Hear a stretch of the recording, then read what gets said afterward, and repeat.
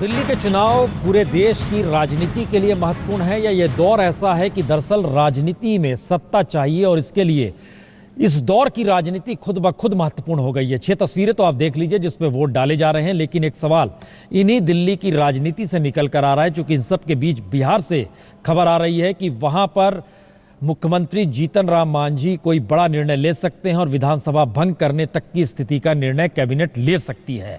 और इन सब के बीच उसके बाद विधायक दल की बैठक है, वहां पर यह निर्णय हो सकता है कि जीतन राम मांझी को हटाया जा रहा है। बीजेपी भी हरकत में आ गई है, सुशील मोदी दिल्ली आ रही है। सारी परिस्थितियां बतलाती हैं कि राजनीतिक तौर पर सक्रियता देश में बढ़ी हुई है, क्योंकि दिल्ली चुनाव को लेकर केजरीवाल के पीछे जो लोग खड़े हुए वो जनता परिवार के लोग थे, उनके पीछे जो खड़े हुए वो वामपंथी भी थे और ममता बनर्जी भी थी। तो ये एक नई तरीके की परिस्थितियां हैं जिसमें क्या वाकई बीजेपी और नरेंद्र मोदी को लेकर समूचा विपक्ष एकजुट होकर एक ऐसी स्थिति को तलाश रहा है जहां पे जरा सी आस दिखाई दे तो उसे लगता है कि ठौर मिल गया। और क्या दिल्ली चुनाव इस मामले में महत्वपूर्ण हो चला है? ये सारे सवाल कुछ ऐसे हैं जिनको लेकर बार बार दिल्ली की तरफ ही क्यों देखा जा रहा है। आलोक जी, आप ही से शुरुआत करते हैं। ये बड़ा महत्वपूर्ण सवाल क्यों हो चला है कि बीजेपी के लिए ये एक ऐसा मोड़ है जहां से वो फेल अगर कहीं भी नजर आती है तो ये आने वाले वक्त में उसके लिए बहुत ज्यादा घाटे का सौदा होगा, और जरा सा भी अगर उसका स्टेक ऊपर रहता है तो ये उसके आने वाले वक्त में लाभालाभ है। ये क्यों नजर आ रहा है? देखिए, चूंकि जिस तरह से पहली बार अपने बल पर बहुमत में आई है, बीजेपी का एक लक्ष्य ये है कि जितने अधिक राज्यों में उसका प्रभुत्व हो ताकि संसद में भी उसका बहुमत हो सके। देखिए, एक और बात है, वरना उनके अपने जितने कार्यक्रम हैं, जितने बिल हैं, आप उनको छोड़ दें जो वो विवादास्पद मुद्दे हो सकते, 370 या मंदिर और दूसरे मुद्दे, लेकिन राज्यसभा में भी यदि बहुमत नहीं आता तो जितनी ज़्यादा कोशिश है कि विधानसभाओं में उनका अधिक मत हो ताकि वो राज्यसभा में अपनी ताकत को बढ़ा सकें या उनके सहयोगी दल ऐसे आ जाएं बहुत जुड़ करके। जैसे मान लीजिए डेमोक्रेसी में तो चेक एंड बैलेंसेस पार्लियामेंट के भीतर भी रहेगा ना। नहीं, लेकिन उसके बिना कोई पास नहीं होगा ना। जैसे वैसे तो अमेरिका में भी होता है संसद साथ में, लेकिन राष्ट्रपति का वीटो पावर होता है।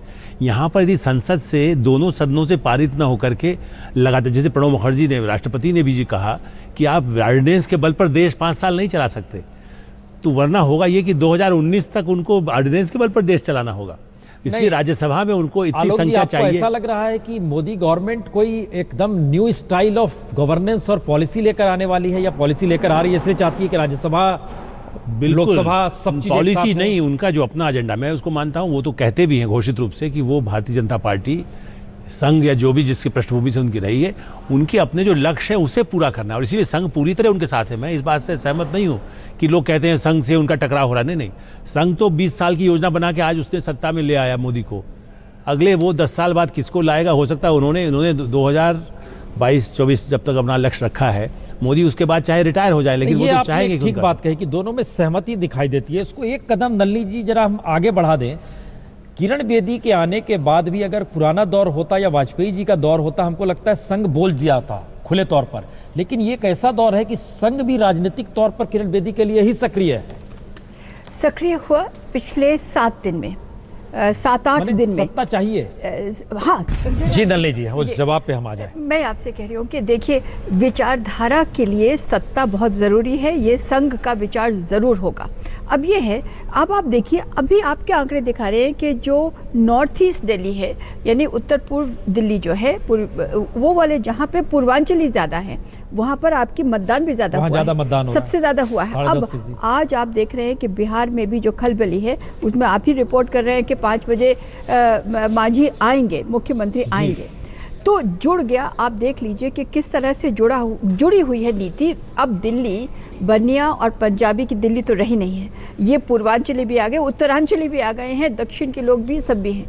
तो यहाँ पर जीतना इसलिए अत्यंत ज़रूरी है क्योंकि इसकी आवाज़ और इसकी, जिसे कहते हैं, एक एको आप तुरंत देख रहे हैं बिहार, और यहाँ पर बिहार और यहाँ पर 10.5%, जबकि बाकी अभी 8.5 और 9 पे हैं।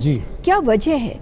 तो इसका मतलब है कि जो पूर्वांचली यहाँ आया है वो अपना एसर्ट कर रहा है कि भाई लोग, दिल्ली का जो लोकतंत्र है वो मान रहा है कि ये देश के लोकतंत्र को प्रभावित कर रहा है, और वो बहुत सक्रिय होकर निकलेगा। अभी आप देखेंगे जैसे जैसे आंकड़े आएंगे, अब वहाँ पर आम आदमी पार्टी है या भाजपा है या कांग्रेस है, वो तो फिर अब आगे देखिए।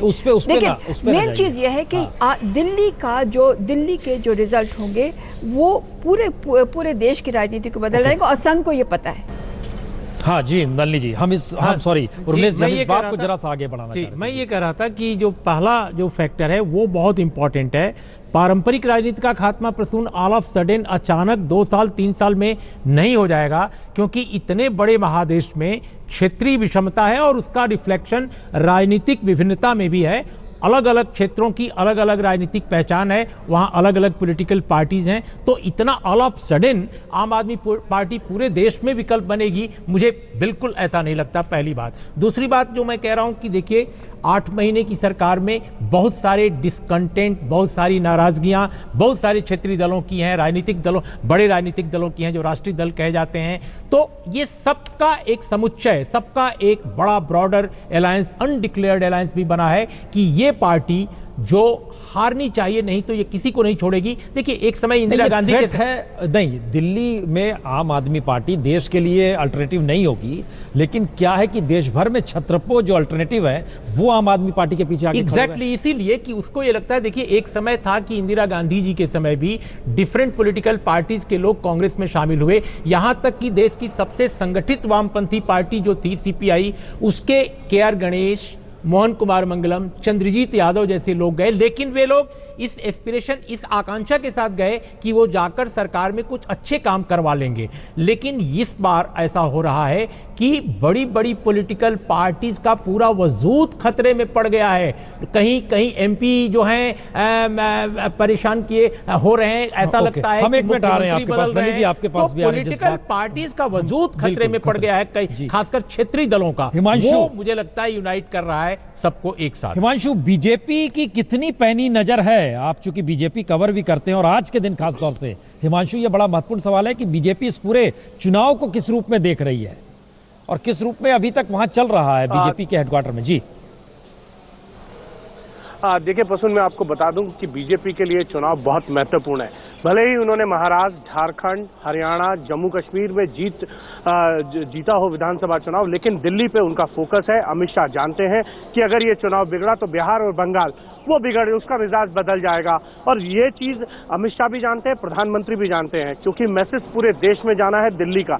दिल्ली अब सिमटी हुई दिल्ली नहीं है कि कुछ पंजाबी और कुछ जो बनिया कम्युनिटी है उसकी हो। और साथ ही साथ खुद प्रधानमंत्री ने कहा है कि अगर दिल्ली के ऊपर पूरे विश्व की नजर है कि यहाँ क्या फैसला होगा, क्योंकि बीजेपी को लगता है कि अगर अरविंद केजरीवाल यहाँ पर सरकार बनाते हैं तो बीजेपी के लिए यहाँ पर बहुत मुश्किलें होंगी। पिछले 16 साल से बीजेपी यहाँ से सत्ता से बाहर है, और इसीलिए अमित शाह ने पूरे चुनाव की कमान संभाली। पूरा कह सकते हैं कि 15 मंत्री अपने साथ लिए और उनके साथ पूरा संगठन को लगाया कि दिल्ली को जीतना होगा, लेकिन फिर भी बीजेपी के लिए दिल्ली जीतना बहुत मुश्किल है। और इसीलिए कल रात तक बीजेपी के अध्यक्ष अमित शाह ने रात 12 बजे तक जो है बैठकें की और खुद बाहर से जो कार्यकर्ता आए थे उनसे फीडबैक लिया कि किस तरीके की जरूरतें हैं, और साथ ही साथ अपने जो पन्ना प्रमुख उन्होंने 80,000 के करीब बनाए हैं उनको मैसेज दिया कि जितने वोटरों की जिम्मेदारी आपको दी गई है उन सबको पोलिंग स्टेशन तक आपको लेके जाना होगा, वोट कराना होगा।